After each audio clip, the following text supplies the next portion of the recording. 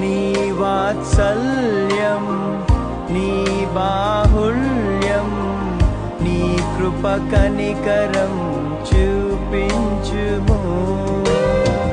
పాపము చేశాను, దోషినయున్నాను, పాపము చేశాను, దోషినయున్నాను, తెలిసియున్నది నా అతిక్రమమే, తెలిసియున్నవి నా పాపములే, తెలిసియున్నది నా అతిక్రమమే, తెలిసియున్నవి నా పాపములే.